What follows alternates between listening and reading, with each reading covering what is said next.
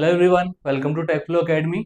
तो आज की इस वीडियो में हम फंडामेंटल ऑफ कंप्यूटर के एक टॉपिक के बारे में बात करने वाले हैं जिसका नाम है ओवरव्यू ऑफ कंप्यूटर सिस्टम। आपके सिलेबस में सबसे पहले यही टॉपिक दिया हुआ है आपके एफओसी में कि हम कंप्यूटर सिस्टम का ओवरव्यू देखेंगे कि इसके डिवाइसेस के बारे में बात करेंगे, किस टाइप के डिवाइसेस इसमें होते हैं, बेसिकली जनरल जो कंप्यूटर सिस्टम का जो भी आपका बेसिक नॉलेज है उस सब के बारे में आज की इस वीडियो में हम कवर करेंगे। वैसे तो काफी इजी है, आई होप आपने बीसीए बीटेक में पढ़ा भी होगा, लेकिन फिर भी आपके सिलेबस में दे रखा है तो इस हम एक बार यहाँ पे डिस्कस कर लेते हैं। तो चलिए अपना टॉपिक स्टार्ट करते हैं। तो आज का टॉपिक अपना कंप्यूटर सिस्टम के बारे में जानेंगे कि इसमें कौन से डिवाइसेस होते हैं, कंप्यूटर काम कैसे करता है, इन सब चीजों के बारे में बात करेंगे, यानी बेसिक बेसिक जानकारी आज लेने वाले हैं। तो सबसे पहले बात करते हैं कि कंप्यूटर सिस्टम की डेफिनेशन क्या होती है, कि कंप्यूटर होता क्या है बेसिकली। तो देखो बेसिकली यहाँ पे दो तरीके की डेफिनेशन निकल के आती है अपने पास। एक हम बोल सकते हैं कि कंप्यूटर दो चीजों का कॉम्बिनेशन होता है। क्या क्या? एक तो होता है हार्डवेयर और दूसरा होता है सॉफ्टवेयर, यानी कि हार्डवेयर एंड सॉफ्टवेयर से मिलके आपका क्या बनता है, एक कंप्यूटर सिस्टम बनता है। क्लियर है चीज? उसके बाद में अगर दूसरी डेफिनेशन की हम बात करें तो दूसरी डेफिनेशन ये बोलती है कि एक कंप्यूटर सिस्टम यूजर से इनपुट लेता है, उसको प्रोसेस करता है और यूजर को आउटपुट शो करता है। बात समझ में आ गई? यानी कि दो तरह की डेफिनेशन हमको यहाँ पे देखने को मिलती है कि computer system is a combination of hardware and software that performs task as per instruction, यानी कि उसको जो इंस्ट्रक्शन दिए जाते हैं उनको उसी अकॉर्डिंग वो फॉलो करता है और यूजर को क्या शो करता है, आउटपुट शो करता है। ठीक है, तो कंप्यूटर एक इलेक्ट्रॉनिक मशीन होती है जो कि इनपुट लेती है, उसे प्रोसेस करती है और आउटपुट देती है। तो बेसिकली दो तरीके की डेफिनेशन हम दे सकते हैं कंप्यूटर की। ठीक है, आगे चलते हैं। अब कंप्यूटर के कंपोनेंट्स की बात करते हैं। तो आपने बचपन से पढ़ा होगा कंप्यूटर में क्या क्या होता है, किस किस से मिलकर बना होता है। एक तो कुछ डिवाइसेस होते हैं जिनको इनपुट डिवाइस बोलते हैं, कुछ डिवाइस होते हैं उनको आउटपुट डिवाइस बोलते हैं, थर्ड वन होता है स्टोरेज डिवाइस और फोर्थ होता है आपका प्रोसेसिंग यूनिट जिसको बोला जाता है सीपीयू। तो बेसिकली चार टाइप के कंपोनेंट देखने को मिलते हैं कंप्यूटर सिस्टम में। अब चारों को अपन डिटेल में पढ़ते हैं एक एक करके। आगे बात करते हैं हम कंपोनेंट्स ऑफ कंप्यूटर सिस्टम। तो अभी मैंने बताया कि एक तो क्या होता है, हार्डवेयर होता है। जब बेसिकली जो भी आपके इनपुट डिवाइस हो गए, आउटपुट डिवाइस हो गए, ये सब किसका पार्ट होते हैं, हार्डवेयर डिवाइस का। हार्डवेयर का मतलब क्या होता है, ऐसे डिवाइस जिनको हम देख भी सकते हैं और फिजिकली टच भी कर सकते हैं। जैसे माउस हो गया, अब माउस को आप टच भी कर सकते हो, देख भी सकते हो, तो वो क्या हो गया, एक तरीके का हार्डवेयर डिवाइस हो गया। ठीक है, सॉफ्टवेयर की डेफिनेशन की बात करें तो सॉफ्टवेयर क्या होता है, जिसको हम ओनली देख सकते हैं लॉजिकली बट उसको छू नहीं सकते। फॉर एग्जाम्पल जैसे मान लो कोई गेम चल रहा है आपके कंप्यूटर में, तो गेम आपको सिर्फ स्क्रीन पे तो दिखेगा, आप उसको स्क्रीन के अंदर हाथ डाल के थोड़ा टच कर सकते हो, नहीं कर सकते, क्योंकि वो क्या है, एक टाइप का सॉफ्टवेयर है। सॉफ्टवेयर की डेफिनेशन वो होती है कि उन जिनको हम सिर्फ देख सकते हैं, टच नहीं कर सकते, फील नहीं कर सकते, उसको क्या बोला जाता है, सॉफ्टवेयर बोला जाता है। ठीक है, तो हार्डवेयर क्या होता है, फिजिकल पार्ट होता है, जैसे कि मॉनिटर हो गया, कीबोर्ड, माउस, ये सारे सारे हार्डवेयर की कैटेगरी में आएंगे। और सॉफ्टवेयर की बात करें तो प्रोग्राम्स हो गए, जो भी आपके इंस्ट्रक्शन हो गए, वो सब क्या हो गए, आपके सॉफ्टवेयर की कैटेगरी में आते हैं। ठीक है, थर्ड होता है इसमें यूजर। यूजर कौन होता है, जो कंप्यूटर सिस्टम को यूज करता है, यानी कि उसको इंस्ट्रक्शन देने का काम करता है। अब आपको पता है कंप्यूटर कभी भी खुद से काम कुछ नहीं करता। जब तक आप उसको इंस्ट्रक्शन नहीं दोगे कि करना क्या है, तब तक वो खुद से कोई काम नहीं करेगा। यानी कि कंप्यूटर को चलाने के लिए, उसको ऑपरेट करने के लिए एक यूजर की जरूरत पड़ती है, जो कि क्या देगा, कंप्यूटर को इंस्ट्रक्शन देगा, फिर कंप्यूटर उस इंस्ट्रक्शन के अकॉर्डिंग अपने टास्क परफॉर्म करके आपको देता है। ठीक है, जैसे फॉर एग्जांपल मान लो आप कोई कीबोर्ड है, अब कीबोर्ड में आप ए प्रेस करोगे तभी तो उस आपको स्क्रीन पे ए दिखाएगा, बिना प्रेस करे थोड़ा दिखा देगा। बात समझ में आ गई? तो कंप्यूटर हमेशा इनपुट लेगा और उसी इनपुट के बेसिस पे प्रोसेस करके आपको आउटपुट शो करेगा। ठीक है, उसके बाद आती है पेरिफेरल डिवाइसेस। पेरिफेरल का मतलब होता है जो एक्स्ट्रा डिवाइसेस आप बाहर से जो कनेक्टेड करते हो ना, जैसे कोई स्कैनर हो गया, कोई पेन ड्राइव लगा रहे हो, कोई प्रिंटर कनेक्ट कर रहे हो, तो सारे के सारे क्या है, आपके पेरिफेरल डिवाइसेस में आते हैं। पेरिफेरल का मतलब क्या होता है, बाहर का एरिया, यानी कि बाहर से जो आप एक्स्ट्रा डिवाइसेस लगाते हो कंप्यूटर में, उनको पेरिफेरल डिवाइस बोला जाता है। तो एग्जाम में कभी क्वेश्चन इससे पूछ लेता है कि बताओ इनमें से कौन सा डिवाइस पेरिफेरल है या फिर कौन सा पेरिफेरल नहीं है, तो आपको पता होना चाहिए। तो एक्सटर्नल डिवाइस जैसे मान लो कोई प्रिंटर कनेक्ट किया, स्कैनर किया, पेन ड्राइव हो गया, कोई मेमोरी कार्ड लगाया आपने, कोई सीडी लगाई, सारे के सारे क्या है, आपके पेरिफेरल डिवाइस के अंदर आते हैं। ठीक है, आगे चलते हैं। अब बात करते हैं अपन इनपुट डिवाइसेस के बारे में। अब देखो नाम से पता लग रहा है, आपको पता भी हो, इनपुट डिवाइस क्या करते हैं, सिंपल सा इनपुट देने का काम करते हैं। क्लियर है जी? तो input devices allows us to enter data into the computer, यानी इनके जरिए डेटा को हम कंप्यूटर में इंसर्ट करते हैं, ठीक है, क्योंकि बिना इनपुट दिए कंप्यूटर कभी भी आउटपुट आपको नहीं देगा, ठीक है। एग्जाम्पल इनका क्या होता है, कीबोर्ड होता है, माउस, स्कैनर हो गया, माइक्रोफोन हो गया और वेबकैम हो गया, ये सारे के सारे क्या है आपके इनपुट डिवाइसेस के अंदर आते हैं। तो आपको ध्यान रखना है कौन सा इनपुट है कौन सा आउटपुट है। वैसे आई होप आपको पता होगा, जनरल इंट्रोडक्शन है ये सब सारी चीजें। अब बेसिक जनरल जब स्कूल में पढ़ते हो तो ये सारी इन्फॉर्मेशन आपको स्कूल में भी मिलती है, ठीक है, बट आपके सिलेबस में दे रखा है तो आपको कवर करना ये जरूरी है। कभी कभी क्या होता है, हम हार्ड वाले क्वेश्चन पे ज्यादा फोकस करते हैं और इजी वाले को भूल जाते हैं, लेकिन एग्जाम में तो इजी वाला क्वेश्चन भी सेम नंबर का है, हार्ड वाला भी सेम नंबर का है, तो आपको दोनों पे फोकस करना है, ठीक है। तो ये हो गए सारे सारे क्या इनपुट डिवाइसेस के अंदर आ गए, ठीक है। उसके बाद आगे चलते हैं, कीबोर्ड की बात करते हैं। अब कीबोर्ड क्या होता है, कीबोर्ड की मल्टीपल क्या होती है, कीज होती है, और हर एक की का क्या होता है पर्टिकुलर काम होता है, ठीक है। तो कीबोर्ड से हम टेक्स्ट इंसर्ट कर सकते हैं, कोई नंबर इंसर्ट कर सकते हैं और कमांड्स टाइप कर सकते हैं, क्लियर है। अब कौन कौन सी टाइप्स ऑफ की है, यहाँ से क्वेश्चन बनता है एग्जाम में कि कौन कौन सी की होती है इसमें। एक तो होती है अल्फाबेटिकल की, कौन सी अल्फाबेटिकल, A to Z हो गई और 0 to 9, ये सब क्या होगी अल्फाबेटिकल की कैटेगरी में आती है। उसके बाद में फंक्शन कीज होती है, यानी F1 F2 F3, ये जो 12 कीज होती है ये कौन सी कैटेगरी की है, ये सब आपकी फंक्शन कीज। उसके बाद में यहाँ से इंपॉर्टेंट है, यहाँ से क्वेश्चन पूछा भी गया था पहले, स्पेशल कीज। स्पेशल कीज कौन सी, एंटर हो गया, शिफ्ट हो गया, कंट्रोल हो गया, ऑल्ट हो गया, इनको क्या बोलते हैं हम स्पेशल कीज भी बोलते हैं, ठीक है। उसके बाद में नेविगेशन कीज होती है, जो एरो वाली कीज होती है ना, कभी कभी आप गेम्स के यूज करते हो एरो वाली की, लेफ्ट राइट अप डाउन, ये सब क्या होती है आपकी नेविगेशन कीज होती है। होम होता है, एंड होता है। होम के जरिए आप क्या करते हो, मान लो कोई एक पैराग्राफ आपने टाइप कर रखा है एमएस वर्ड में, मल्टीपल लाइंस का कोई पैराग्राफ टाइप है। अब मान लो आपका कर्सर कहाँ है, यहाँ पे कहीं पे, तो अगर आप इस कर्सर को लाइन के स्टार्टिंग में लाना चाहते हो तो आप होम दबाओगे, ठीक है। जैसे आपने होम प्रेस किया, ये कर्सर कहाँ जाएगा, लाइन के स्टार्टिंग में आ जाएगा। अगर आप इसको लाइन के एंड में ले जाना चाहते हो तो आप क्या करोगे, एंड की प्रेस करोगे, तो एंड की प्रेस करते ही कहाँ चल जाएगा, इसके एंड में चल जाएगा, क्लियर है चीज। उसके बाद में एक टॉगल कीज भी होती है, मैं लिख देता हूँ यहाँ पे, एक अलग कैटेगरी होती है टॉगल कीज। इसमें कौन सी आती है आपकी, जैसे कैप्स लॉक हो गया, ठीक है, नम लॉक हो गया और एक स्क्रॉल लॉक हो गया। तो ये तीनों कीज क्या होती है, इनको टॉगल कीज बोला जाता है। बेसिकली टॉगल कीज का मतलब क्या है, इसके दो ही काम होते हैं, ऑन या ऑफ होना। जैसे ए है मान लो, अब ए वाला जो बटन है उससे तो क्या काम होगा, ओनली ए आपका स्क्रीन पे शो करेगा, लेकिन ये जो टॉगल कीज होती है इनमें दो ही चीजें होती है, या तो ये ऑफ रहेगी या फिर ये ऑन रहेगी, इसी को क्या बोला जाता है, टॉगल कीज बोला जाता है। तो ये भी आपका इंपॉर्टेंट है, एग्जाम में आपसे क्वेश्चन पूछ सकता है कि बताओ इनमें से कौन सी एक टॉगल की है या फिर कौन सी टॉगल की नहीं है। तो आपको पता होना चाहिए कौन कौन सी है, कैप्स लॉक हो गया, नम लॉक हो गया, स्क्रॉल लॉक हो गया, ये सारी सारी टॉगल की इसके अंडर आती है, ठीक है। उसके बाद बात करते हैं हम पॉइंटर डिवाइसेस। देखो आपके सिलेबस में अलग से पॉइंट लिख रखा है ये पॉइंटिंग डिवाइसेस का, ठीक है, तो इसको अलग से हम समझेंगे। तो it is use to control cursor और pointer on the screen. Screen पे आपको जो एरो शो होता है उसको क्या बोलते हैं हम, उसको बोलते हैं पॉइंटर। तो इस पॉइंटर को मूव करने के लिए, कंट्रोल करने के लिए जो डिवाइस हम यूज करते हैं उनको क्या बोलेंगे, पॉइंटिंग डिवाइस बोलेंगे। अब मेरे को बताओ कौन सा डिवाइस यूज करते हैं उस माउस को कंट्रोल करने के लिए, सॉरी उस कर्सर को कंट्रोल करने के लिए, आंसर मैंने बता दिया ऑलरेडी, क्या यूज करोगे आप, माउस यूज करोगे। तो माउस हो गया आपका क्या, एक पॉइंटिंग डिवाइस हो गया, ठीक है। अब माउस तो जनरली हम किसमें यूज करते हैं, डेस्कटॉप वाले कंप्यूटर में यूज करते हैं। अगर हम बात करें लैपटॉप की, तो लैपटॉप में आपका क्या होता है, लैपटॉप में आता है आपका टच पैड, जिसका आप करते हो ना टच, ऐसे और दो बटन आते हैं, उसको क्या बोलेंगे, टच पैड बोलते हैं, ठीक है। काम तो माउस का ही करता है लेकिन उसको टच पैड बोला जाता है, ठीक है। उसके बाद आती है आपकी ट्रैक बॉल। तो ट्रैक बॉल भी क्या एक तरीके का पॉइंटिंग डिवाइस है। देखो ट्रैक बॉल आज के टाइम पे यूज नहीं होती, पहले के टाइम पे यूज होती थी। बेसिकली बेसिकली लैपटॉप में आता है, यहाँ पे जो कीबोर्ड है आपकी उसमें मल्टीपल कीज में आपने देखा होगा बीच में एक छोटा सा ऐसे होता है बटन सा, वो बटन बेसिकली उस माउस के कर्सर को कंट्रोल करने के लिए ही यूज किया जाता है। तो वो क्या है आपकी ट्रैक बॉल कहलाती है, ठीक है। उसके बाद एक जॉयस्टिक भी आता है। जॉयस्टिक का जनरली यूज हम गेम्स की में करते हैं, गेम्स में जनरली जॉयस्टिक का यूज किया जाता है यहाँ पे, ठीक है। उसके बाद एक है स्टाइलस या फिर डिजिटल पेन। ये जो आप मेरे हाथ में दिख रहा है आपको, ये क्या है, इसको बोलते हैं हम स्टाइलस, ठीक है। तो ये क्या हो गए आपके पॉइंटिंग डिवाइसेस के एग्जांपल हो गए। देखो आपको नाम पता होना चाहिए और ये पता होना चाहिए कि ये वाला डिवाइस किस कैटेगरी के अंदर आता है। तो एग्जाम में क्वेश्चन ऐसे पूछा जाएगा इनसे कि बताओ इनमें से कौन सा एक पॉइंटिंग डिवाइस है या फिर पॉइंटिंग डिवाइस नहीं है आपका, ठीक है। आगे चलते हैं। तो माउस क्या होता है एक बार पढ़ लेते हैं, आपको पता ही है माउस क्या होता है।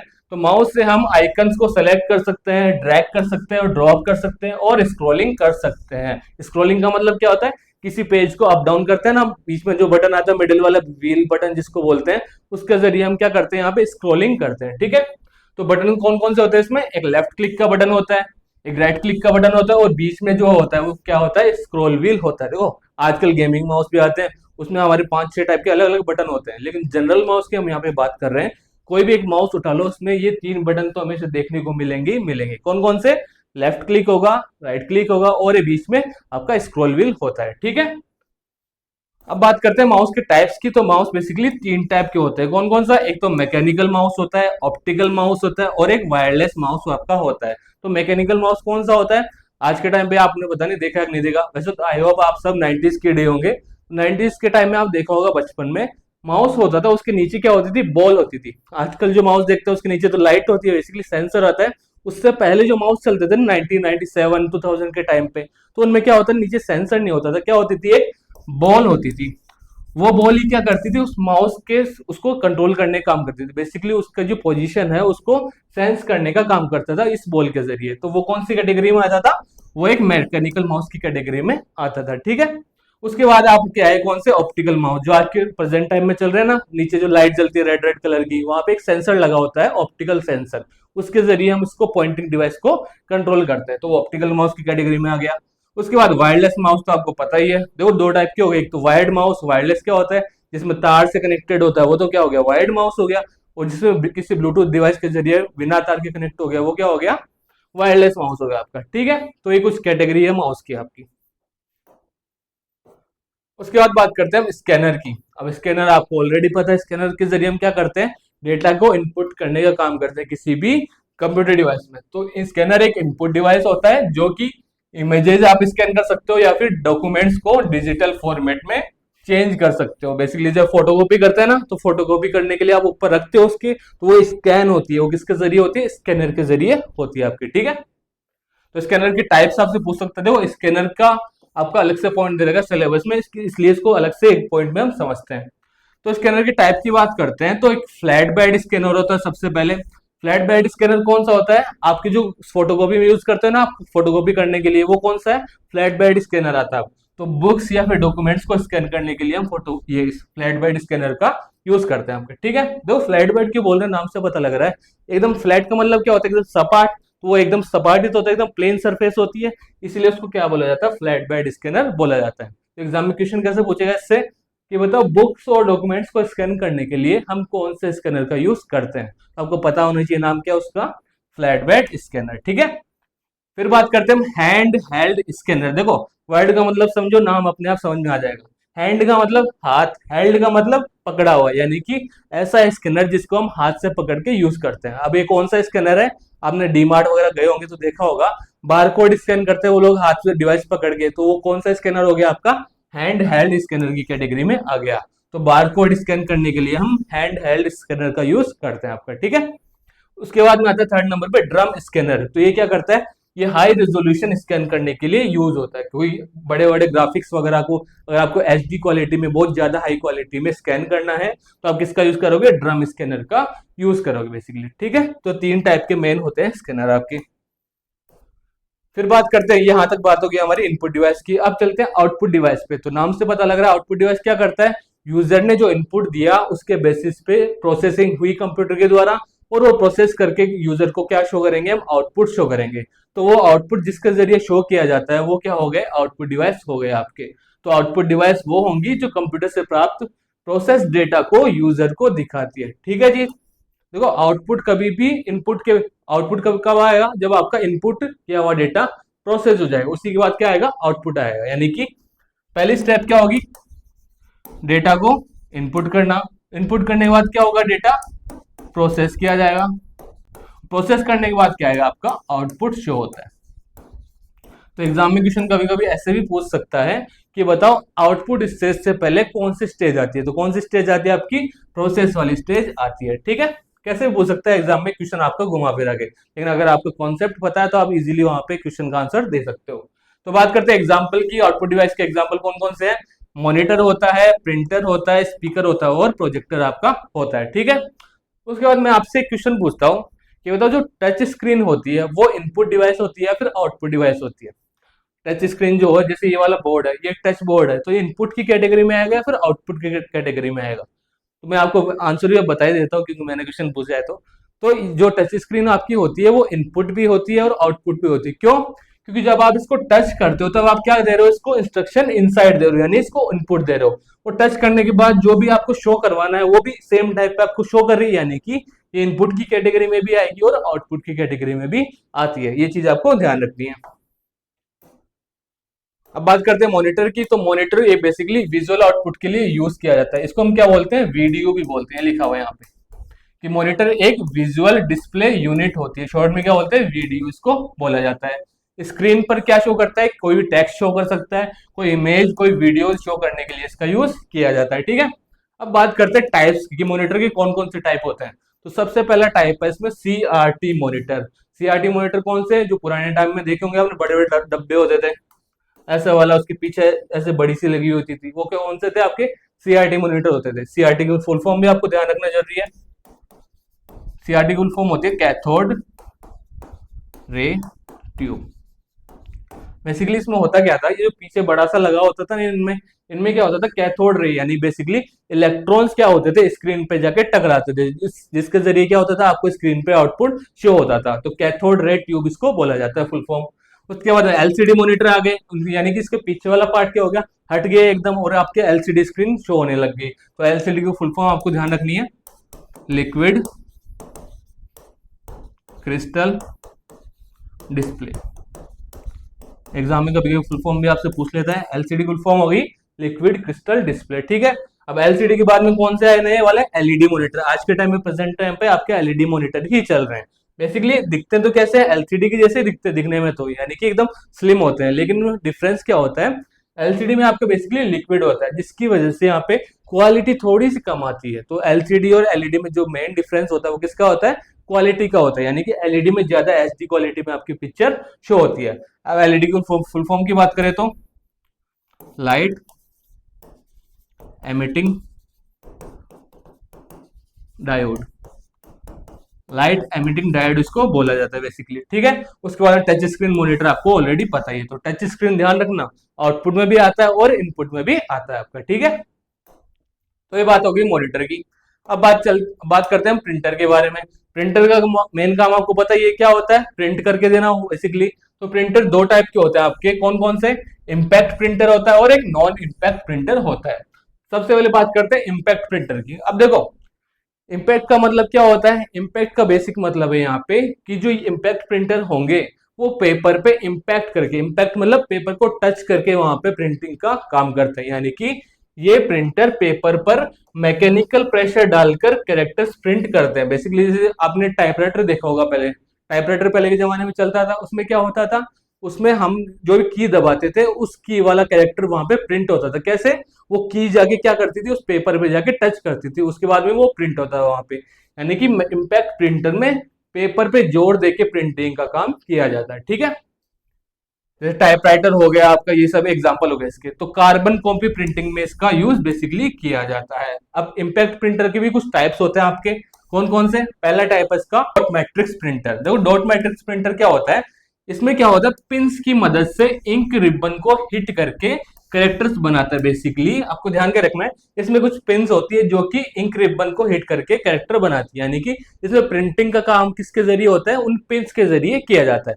डॉट मैट्रिक्स प्रिंटर आपने बहुत देखे होंगे, कहाँ पे, रेलवे स्टेशन वगैरह, फिर बस स्टेशन पे आपने देखा है। जो टिकट प्रिंटिंग का काम होता है ना, जो T T T T T T आवाज करते हैं, या फिर आप पोस्ट ऑफिस में आपने देखा होगा, वो सारे के सारे क्या होते हैं, आपके डॉट मैट्रिक्स प्रिंटर की कैटेगरी में आते हैं। बेसिकली आपने टीवीएस का प्रिंटर देखा होगा, ये टीवीएस काफी मतलब सबसे ज्यादा फेमस कंपनी है डॉट मैट्रिक्स प्रिंटर के मामले में। तो जो रेलवे स्टेशन पे, बस स्टेशन पे, या फिर कोई टिकट विंडो में जो भी आपके टिकट प्रिंटिंग के लिए काम लिए जाते हैं, वो कौन से होते हैं, डॉट मैट्रिक्स प्रिंटर आते हैं आपके। ठीक है, तो इसमें होता है क्या, लो क्वालिटी प्रिंट होता है आपका, काफी ज्यादा आवाज भी होता है, लेकिन ड्यूरेबल होता है, यानी कि लंबे टाइम तक चलता है, आपको खराब आसानी से ये नहीं होता, इसी वजह से उनको वहां पे यूज किया जाता है। दो नॉइजी होता है काफी ज्यादा, देखना उसमें ट्रन ट्रन ट्रन ट्रन ऐसे आवाज आती है बहुत बार इसमें। ठीक है, तो मोस्टली बिल्स वगैरह मल्टीपल कॉपीज प्रिंट करने के लिए इसका यूज किया जाता है। ठीक है, आगे चलते हैं। अब बात करते हैं आपके डेजी व्हील प्रिंटर के। देखो नाम में लिखा हुआ है इसमें व्हील, व्हील मतलब यहाँ पे एक व्हील होता है, आपका ड्रम होता है जिसके जरिए वहां पे प्रिंटिंग का काम किया जाता है। तो कैरेक्टर्स व्हील पर बने होते हैं, इसमें व्हील होता है उसके ऊपर कैरेक्टर्स बने होते हैं, उन्हीं कैरेक्टर के जरिए क्या होता है,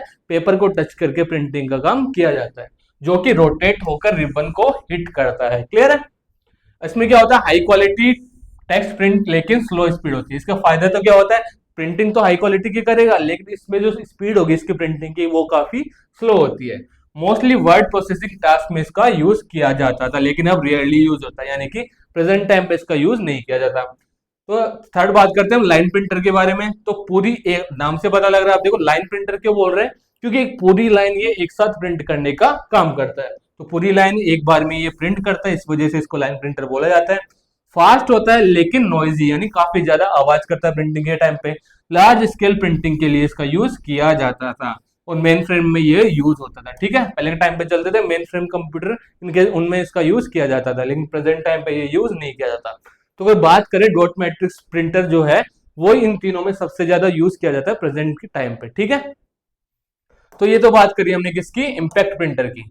अब बात करते हैं नॉन इम्पैक्ट प्रिंटर। तो जो इम्पैक्ट प्रिंटर में काम होता था ठीक उसका उल्टा नॉन इम्पैक्ट में होगा। कैसे, उसमें पेपर को टच करके काम किया जाता था सारा प्रिंटिंग का, लेकिन नॉन इम्पैक्ट में क्या होगा, पेपर टच करके नहीं किया जाएगा। तो इसमें कैसे किया जाएगा, ये प्रिंटर पेपर को टच नहीं करते लेकिन स्प्रे करेंगे उस पे इंक का या फिर हीट का उपयोग करके प्रिंटिंग करने का काम करते हैं। तो ये सबसे मेन पॉइंट है इसमें कि नॉन इम्पैक्ट प्रिंटर में जो प्रिंटिंग होती है वो इंक का स्प्रे करके होगी या फिर हीट का यूज करके की जाती है। ठीक है, और ये काफी ज्यादा क्या होता है, शांत होते हैं, क्वाइट होते हैं, स्पीड में क्या होंगे, फास्ट होंगे और हाई क्वालिटी का प्रिंट देते हैं। इसीलिए आज के टाइम पे सबसे ज्यादा नॉन इम्पैक्ट प्रिंटर का ही यूज किया जाता है। अब होते कौन कौन से नॉन इम्पैक्ट प्रिंटर, सबसे पहले आता है इसमें इंकजेट प्रिंटर का यूज किया जाता है। इंकजेट मतलब ये टाइनी नोजल से इंक को स्प्रे करता है, जैसे ऑफिस वगैरह में देखे होंगे ना आपने, कैनन के, एचपी के, इन सब के, एप्सन वगैरह के, ये सब मेन मेन कंपनी है। ऑफिस वगैरह में, स्कूल वगैरह में जिन प्रिंटर का यूज किया जाता है वो कौन से आपके इंक जेट प्रिंटर होते हैं। बेसिकली जेट का मतलब क्या है, यहाँ पे स्प्रे करने की बात हो रही है, तो यहाँ पे इंक को स्प्रे करके पेपर में प्रिंट करने का काम किया जाता है। कलर प्रिंटिंग के लिए भी काफी ज्यादा पॉपुलर है। ठीक है, इनके जरिए ब्लैक एंड व्हाइट प्रिंट भी निकाल सकते हो और कलर प्रिंट भी निकाल सकते हो। इनकी लो कॉस्ट की वजह से काफी ज्यादा फेमस होते हैं आज के टाइम पे। लेकिन इंक क्या होता है, कार्टेज महंगे होते हैं, क्योंकि इंक सारा सारा कार्टेज नाम सुना होगा आपने, कार्टेज बोल या फिर टोनर भी सुना होगा। तो इनमें टोनर डालते हैं, बेसिकली उस टोनर के अंदर ही क्या होता है, इंक फिल की जाती है। इंक कौन सी होती है, वो ड्राई इंक फिल होती है आपकी। तो उस ड्राई इंक को पेपर के ऊपर स्प्रे करके इनका यूज किया जाता है। होम यूज के लिए और ऑफिस यूज के लिए ये काफी आइडियल होते हैं। ठीक है, उसके बाद बात करते हैं हम लेजर प्रिंटर की। तो लेजर प्रिंटर में क्या होता है, लेजर बीम से टोनर को ड्रम पर डालकर पेपर पर फ्यूज किया जाता है, यानी कि इसमें लेजर का यूज करके हम प्रिंटिंग का काम करते हैं, इसीलिए क्या बोलते हैं, इसको लेजर प्रिंटर बोलते हैं। इनकी स्पीड भी काफी हाई होती है और हाई क्वालिटी टेक्स्ट इमेज ये प्रिंट करते हैं, और इसीलिए क्या होता है, ऑफिस में ज्यादा यूज इनका किया जाता है। बेसिकली जो फोटोकॉपी मशीन होती है ना बड़ी वाली, वो कौन से प्रिंटर पे काम करती है, उसके अंदर लेजर प्रिंटर लगा होता है। ठीक है, थर्ड हम बात करते हैं थर्मल प्रिंटर के बारे में। अब देखो थर्मल का मतलब क्या है, यहाँ पे थर्मल का मतलब है हीट। तो कहने का मतलब थर्मल प्रिंटर में प्रिंटिंग कैसे होगी आपकी, हीट के जरिए होगी, यानी इंक को हीट करके उसको पेपर के ऊपर प्रिंट किया जाएगा। तो हीट सेंसिटिव पेपर पर हीट अप्लाई करके प्रिंट करता है। अब इसमें देखो हर कोई सा अपन कागज यूज नहीं करता है, इसका पेपर अपना अलग आता है। अब थर्मल प्रिंटर का यूज आपने हर जगह देखा होगा। आप देखना कहाँ पे, पेट्रोल पंप के ऊपर आपको कोई रिसिप्ट निकाल के देता है ना पेट्रोल पंप की, एकदम सॉफ्ट सा पेपर देखा होगा आपने।